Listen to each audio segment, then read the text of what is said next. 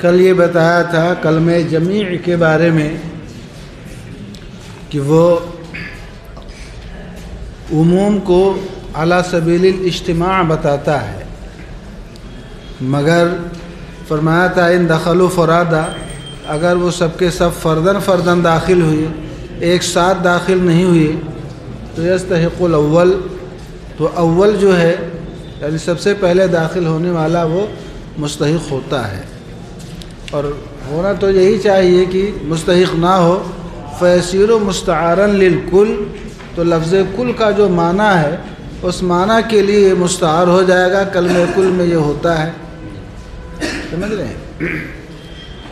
تو اس سلسلے میں یہ فرماتے ہیں کہ ایک اعتراض انہوں نے یہ کیا تھا کہ ان اتفق الدخول علی سبیل الاجتماع یحمل علی الحقیقہ وان اتفق فرادا یحمل علی المجاز، کہ اگر اجتماعی طور پر دخول ہو تو حقیقت پر محمول ہوگا، اور اگر فردن ہو تو مجاز پر محمول ہوگا۔ یہ بات نہ کہی جائے اس لیے کہ تکلم کی حالت میں ضرور کوئی ایک معین معنی جو ہے مراد ہونا ضروری ہے، یہ اگر مگر سے کام نہیں چلے گا۔ سمجھ میں آگئی بات؟ اگر یہ ہو تو یہ ہوگا، اگر یہ ہو تو یہ ہوگا۔ وقت تکلم متکلم کسی ایک معنی معین کا مراد ہونا کیا ہے؟ ضروری۔ آپ کو اگر یہ ہو تو یہ ہوگا، اگر یہ ہو تو یہ ہوگا، یہ اگر مگر سے یہاں کام سیدھے ایک ضابطہ اصل کی نہ تاسیس ہو رہی ہے۔ وَإِرَادَةُ كُلٍّ مِّنْهُمَا مُعَيَّنًا تُنَافِي إِرَادَةَ الْآخَرِ، ظاہر سی بات ہے جب کسی ایک معنی معین کو مراد لیں گے تو دوسرا معنی وہاں پر مراد ہو ہی نہیں سکتا ہے۔ ایک کا مراد لینا دوسرے کے مراد لینے کے کیا ہے؟ منافی ہے۔ ایک موضوع لہو ہے، ایک غیر موضوع لہو ہے، دونوں کیسے ساتھ مراد ہوں گے؟ فَحِينَئِذٍ يَلْزَمُ الْجَمْعُ بَيْنَهُمَا، اس وقت موضوع لہو غیر موضوع لہو حقیقت مجاز دونوں کا اجتماع لازم آئے گا، جو کہ محال ہے۔ فَأَقُولُ، میں کہتا ہوں معنی قوله انہو مستعار للکل، ماتن کے قول انہو مستعار للکل کا مطلب اور معنی یہ ہے کہ ان الکل الافرادیہ یدل علی امرین، کہ کل افرادی جو ہے یہ دو چیزوں کے اوپر دلالت کرتی ہے۔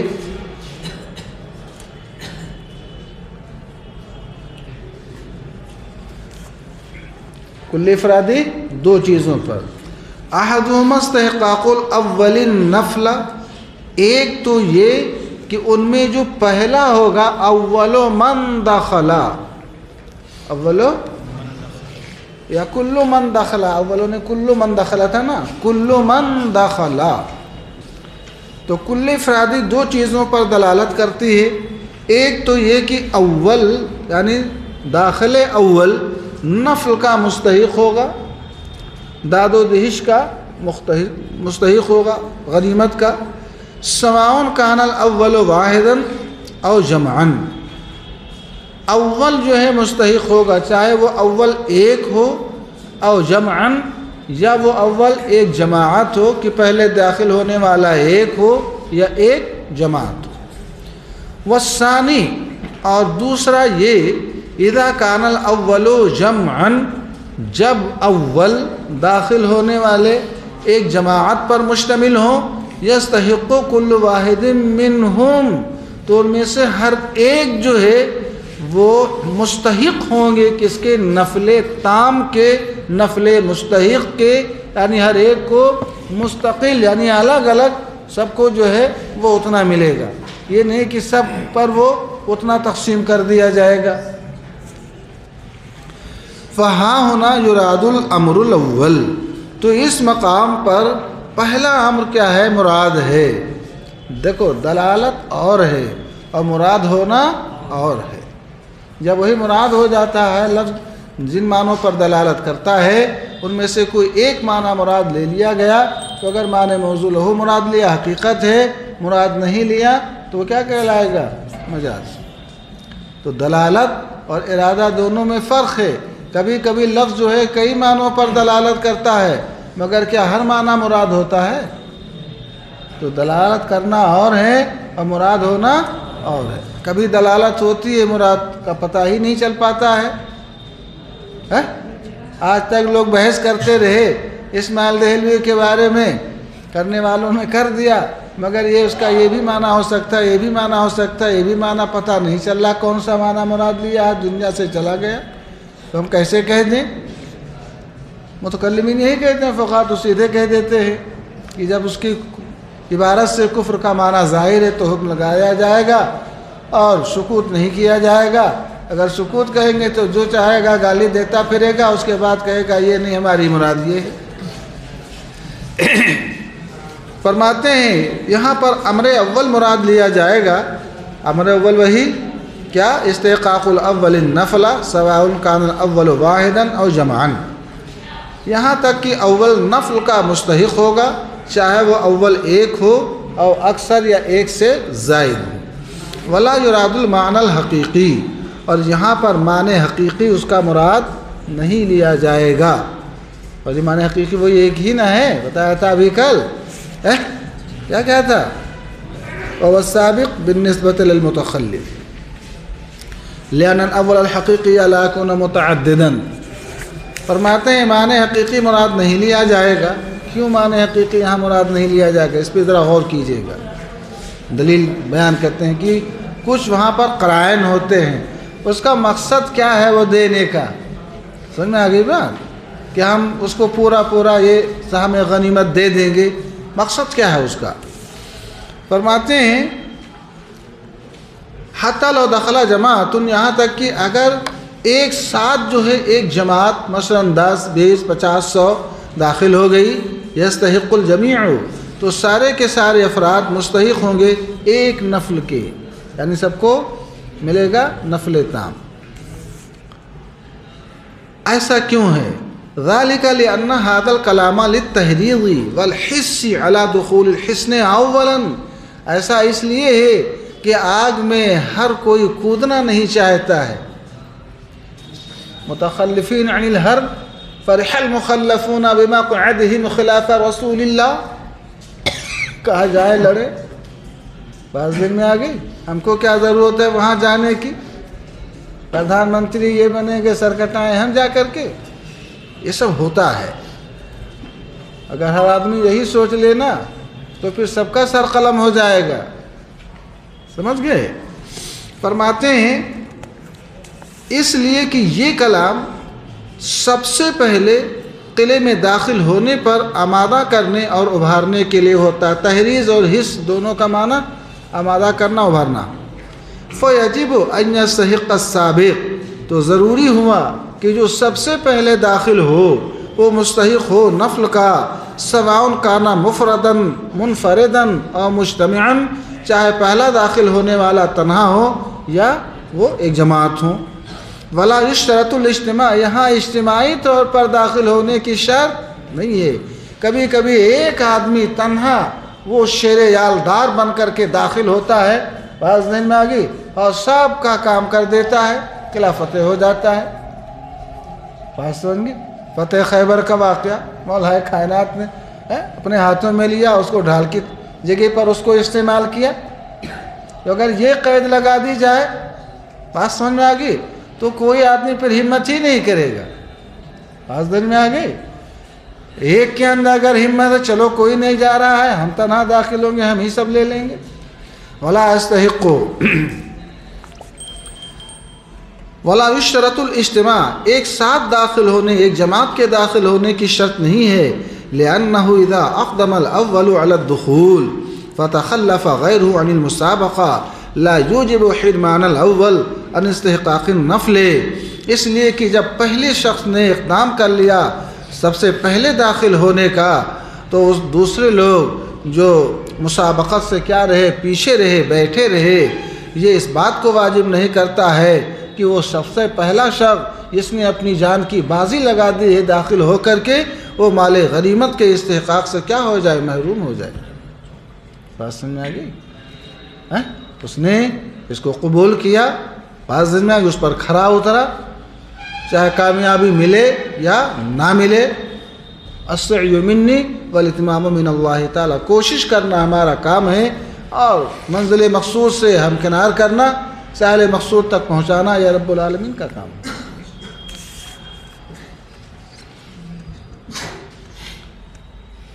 فالقرینۃ دال، تو یہاں پر قرینہ تحریز کا حس علی دخول حسن اولاً کا قرینہ یہ دلالت کرتا ہے اس بات کے اوپر کہ یہاں پر اجتماع ایک ساتھ داخل ہونا یہ شرط لازم نہیں ہے۔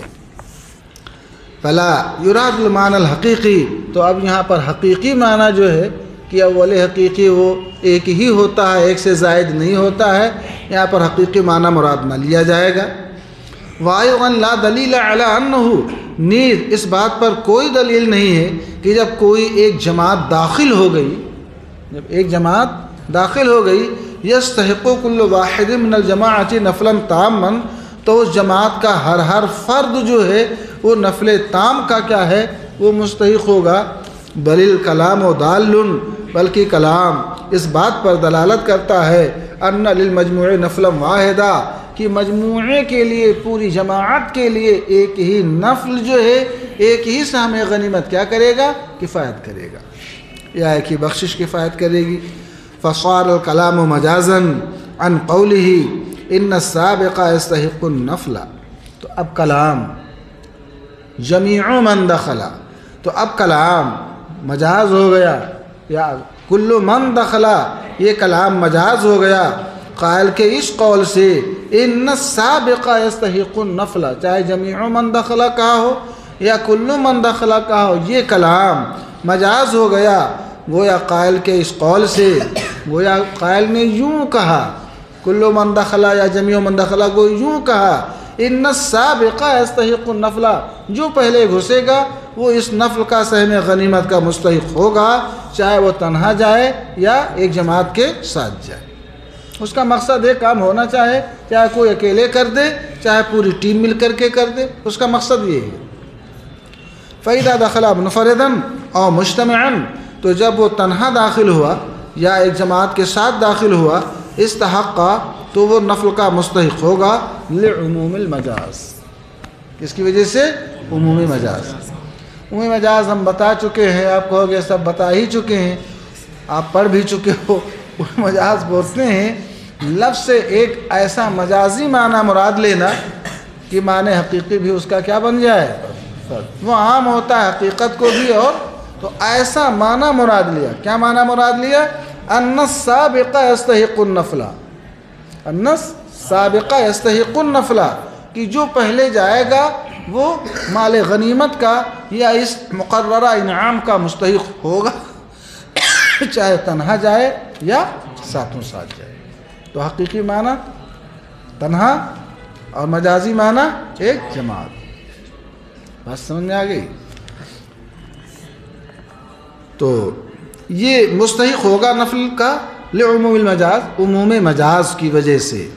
فالاستحقاق مجتمعا، لہذا نفل کا، نفل تام کا مستحق ہونا پوری جماعت کا یہ اس لیے نہیں ہے کہ وہ اس کا کیا ہے، جمیعوں کا معنی حقیقی ہے، اس لیے نہیں کہ اس کا معنی حقیقی ہے، سمجھ گئے؟ بل لدخولہ تحت عموم المجاز، بلکہ اس وجہ سے ہے کہ ایک ساتھ اگر داخل ہو جائیں تو بھی اس عموم مجاز کے تحت کیا ہیں، داخل ہیں۔ تو گویا لفظ جمیع کا جو ہے یہاں پر جو معنی ہوا، بات سمجھ میں آ گئی؟ عموم مجاز کا کیا، السابق، الداخل السابق ہوا، اب سواء کان منفردا او مجتمع۔ تو ترجمہ یوں کیجئے، تو اب پوری یہ الاستحقاق مجتمعا، پوری جماعت کا یعنی ایک ساتھ داخل ہونے والی جماعت کا بھی مستحق نفل ہو جانا برخلاف معنی حقیقی، یہ اس لیے نہیں ہے کہ وہ اس کا معنی حقیقی ہے، بل دخول ہی تحت عموم المجاز، بلکہ اس لیے کہ وہ عموم مجاز کے تحت کیا ہے، داخل ہے۔ وَهَذَا بَحْثٌ فِي غَایَةِ التَّدْقِیق، علامہ تفتازانی فرماتے ہیں یہ انتہائی دقیق بحث ہے۔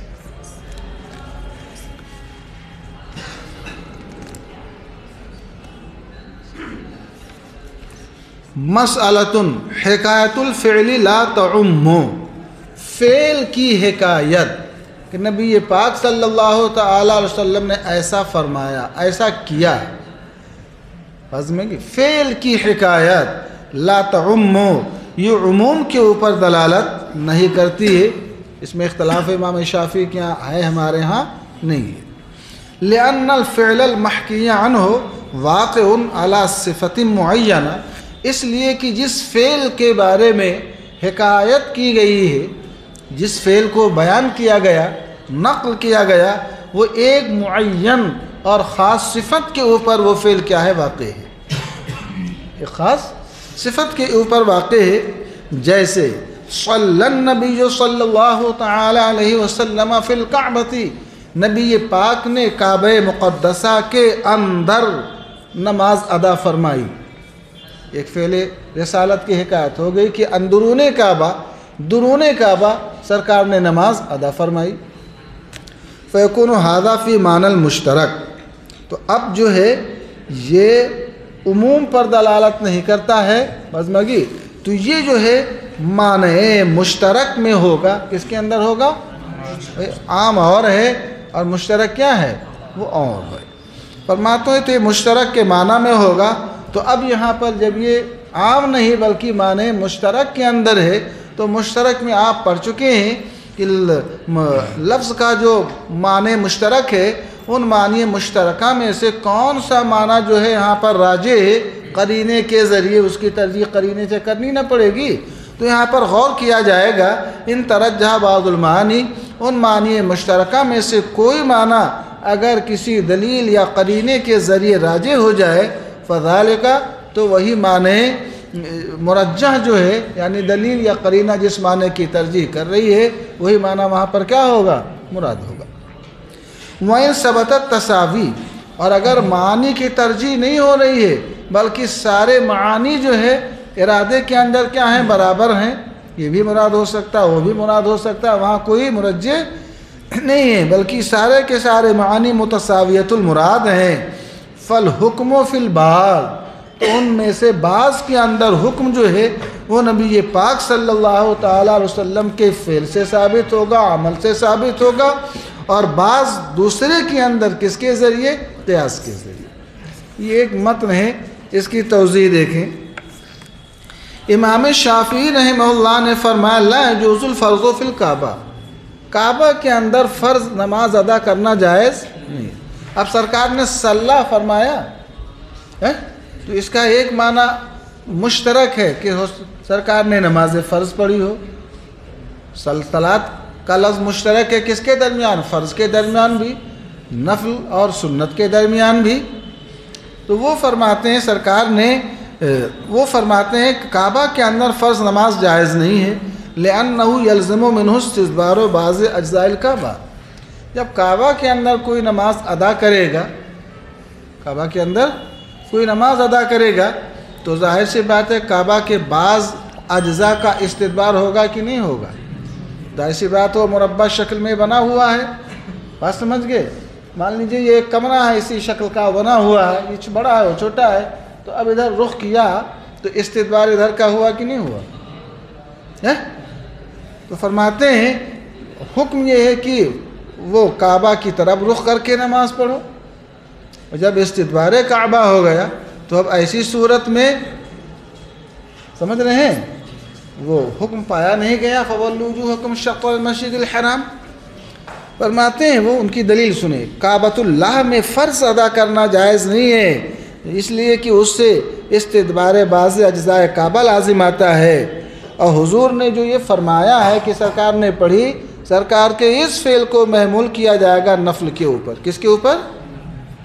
کہ نفل نماز سرکار نے اس میں ادا فرمائی، یہ ان کا ہے۔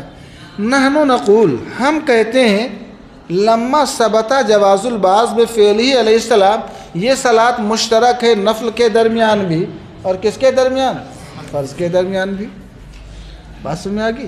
آپ کہتے ہیں کہ نفل پڑھنا جائز ہے، فرض پڑھنا جائز نہیں ہے، سمجھ رہے نہیں سمجھ رہے؟ نفل پڑھنا جائز ہے، فرض پڑھنا جائز نہیں۔ ہم کہتے ہیں جب حضور علیہ الصلوۃ والسلام کے اس فعل کے ذریعے بعض کا، مثلا نفل کا ادا کرنا آپ کے ہاں جائز ہو گیا، جواز ثابت ہو گیا۔ والتساوی بین الفرض والنفل فی امر الاستقبال حالت الاختیار ثابت۔ کیا مطلب؟ نماز نفل ہو کہ فرض ہو، جب انسان حالت اختیار کے اندر ہے تو استقبال قبلہ کی شرط جو ہے ساقط نہیں ہے۔ انسان کا جب اختیار زائل ہو جاتا ہے تو اس میں اس کو حکم ہے، چاہے مضطجعاً ہو، چاہے متکئاً ہو، چاہے مستلقیاً ہو، یعنی جہت قدرت جو ہے خوف عدو ہے، بہت سے اسباب ہے کہ نہیں ہے، تو ایسی صورت میں ای جہت توجہت، وہی اس کے لیے کیا ہے جہت قدرت، وہی جہت قبلہ اس کا ہے۔ تو فرماتے ہیں حالت اختیار میں، کس میں؟ حالت اختیار میں، چاہے وہ نفل ہو چاہے فرض ہو، استقبال قبلہ کا حکم کیا ہے؟ وہ ثابت ہے، ساقط نہیں ہے۔ اور سواری کے بارے میں جو آتا ہے تو اس میں بھی آپ پڑھیں گے کہ وہاں پر بھی اختیار اس کا زائل ہوتا ہے، سواری سے اتر گیا تو کوئی چڑھانے والا نہیں ہے یا سرکش ہے وغیرہ، یہ سب آزار سماویہ ہیں، غور کریں گے، سمجھ رہے ہیں؟ تو وہ فرماتے ہیں ہم کہتے ہیں جب سرکار کے اس عمل سے بعض یعنی نفل کا جائز ہونا اندرون کعبہ جائز ہو گیا، اور فرض اور نفل استقبال قبلہ کے معاملے میں حالت اختیار میں کیا ہیں؟ برابر ہیں۔ ترجمہ یہ ہوگا اختیار کی حالت میں استقبال قبلہ کا معاملہ فرض و نفل کے درمیان میں کیا ہے؟ برابر ہونا ثابت ہے۔ فثبت الجواز فی البعض الاخر قیاسا، تو دوسرے بعض کے اندر بھی قیاس کر کے جائز ہو جائے گا۔ بعض کون؟ وہی فرض۔ ہم کہیں گے جب دونوں اس میں برابر ہے امر استقبال کے حالت اختیار میں، تو جب بندہ حالت اختیار میں ہوگا تو چاہے نفل ہو چاہے فرض ہو اس کے اندر بھی ہوگا وہی حکم۔ وَأَمَّا نَحْوُ قَضَاءِ بِالشُّفْعَةِ لِلْجَارِ، لیکن اس طرح کا کہ سرکار نے شفعہ کا فیصلہ فرمایا، کیا فرمایا؟ قضاء بالشفعۃ للجار، دونوں فرق ہے۔ ایک صلی سرکار نے نماز ادا فرمائی، اور ایک شفعہ کا سرکار نے فیصلہ فرمایا، چاہے لسان اقدس سے فرمایا ہو یا کتابت اقدس کے ذریعے، الکتاب کالخطاب، القلم احد اللسانین ہے کہ نہیں ہے؟ بات سمجھ گئے کہ نہیں سمجھ گئے؟ تو یہ قول ہی کے درجے میں آیا کہ فعل کے درجے میں آیا؟ کس کے درجے میں آیا؟ ہاں، تو فعل اور ہے قول اور ہے۔ لیکن قضا بالشفعۃ للجار، لیکن یہ سرکار کے عمل کی حکایت کہ شفعہ کا فیصلہ فرمایا جار کے لیے، فلیس من ھذا القبیل، تو یہ اس قبیل سے نہیں ہے۔ کس قبیل سے؟ یعنی حکایت الفعل لا تعمو کے قبیل سے نہیں کہ وہ عام نہ ہو، کہ وہ عام نہ ہو۔ فرماتے ہیں وہ عام، یہ عام ہے، لأنہ نقل الحدیث بالمعنی، اس لیے کہ یہاں پر حدیث کو بالمعنی راوی نے کیا کیا ہے؟ نقل کیا ہے۔ کیا؟ یعنی سرکار علیہ الصلوۃ والسلام نے ایسا حکم دیا دو فریق جار کے لیے، چاہے وہ لساناً دیا ہو اور چاہے کتاباً دیا ہو۔ وَلِأَنَّ الْجَارَ عَامٌ، تو فعل کے لیے تو عموم نہیں ہوتا، اور قول کیا ہوتا ہے؟ اس کے لیے عموم ہوتا ہے، اور اس لیے کہ للجار جب کہا تو جار یہ عام ہے، بعض میں آگے اے لکل جار کے معنی میں سرکار نے یہ فیصلہ ہر جار کے لیے، جار ملاصق ہو یا جار غیر ملاصق ہو، شریک ہو یا غیر شریک ہو، سب کے لیے سرکار نے فیصلہ فرما دیا۔ جواب عن اشکال، یہ ایک اشکال کا جواب ہے، اور وہ یعنی یہ قضا اما نحو قضا بالشفعہ، بعض میں آگے تنازع پیدا ہوتا ہے، آپ کہتے ہیں فعل عام نہیں، یہاں پر قضا بالشفعہ سرکار نے شفعہ کا فیصلہ فرمایا، یہ بھی فعل ہے، یہاں عموم ہے، ہر جار کے لیے مانتے ہو، تو جواب دیتے ہیں کہ یہ فعل نہیں ہے بلکہ کیا ہے؟ یہ قول ہے۔ ایک اشکال کا جواب ہے، وہ یہ اشکال ہے کہ فعل کی حکایت لما لم تعم، جب عام نہیں، فما رویہ، تو سرکار کے بارے میں جو یہ بیان کیا جاتا ہے کہ حضور نے شفعہ کا جار کے لیے فیصلہ فرمایا، لا يدل على ثبوت الشفعہ للجار الذي لا يكون شریکا، یہ اس بات پر نہ دلالت کرے گا کہ شفعہ اس جار کے لیے ثابت ہے جو جار کیا ہے؟ جار ملاصق نہ ہو، شریک نہ ہو۔ تو جواب دیا یہ حکایت فعل کے باب سے نہیں ہے قضا بالشفعہ، بلکہ یہ نقل الحدیث بالمعنی ہے۔ قضا بالشفعہ فرما کر کے یہ حدیث کے معنی کو کیا کرنا ہے؟ نقل کرنا ہے۔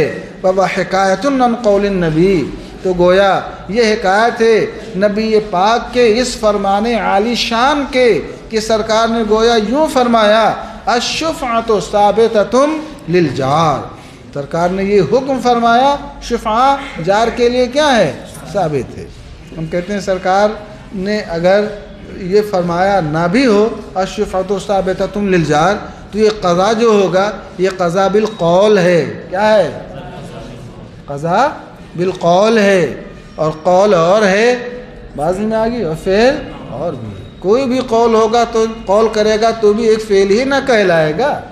ہم بول رہے ہیں پڑھا رہے ہیں تو یہ ایک فعل ہے کہ نہیں فعل ہے؟ تو فعل سے مراد یہاں پر وہ جو قول کے ذریعے نہ ہو۔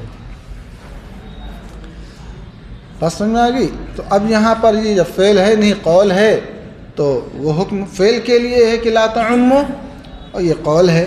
وَلَئِن سَلَّمْنَا، اور اگر ہم یہ مان لیں کہ یہ قول نہیں، حکایت قول نہیں بلکہ حکایت فعل ہے، لیکن الجار عام، لیکن جار کا لفظ یہ عام ہے، لأن اللام لاستغراق الجنس لعدم المعہود، اس لیے کہ عدم معہود جب کوئی وہاں پر فرد معین معلوم نہ ہو تو ایسے وقت میں لام استغراق جنس کے لیے ہوا، فصارا، تو گویا یوں ہو گیا قضا بالشفعۃ لکل جار، سرکار نے ہر جار کے لیے شفعے کا حکم صادر فرمایا۔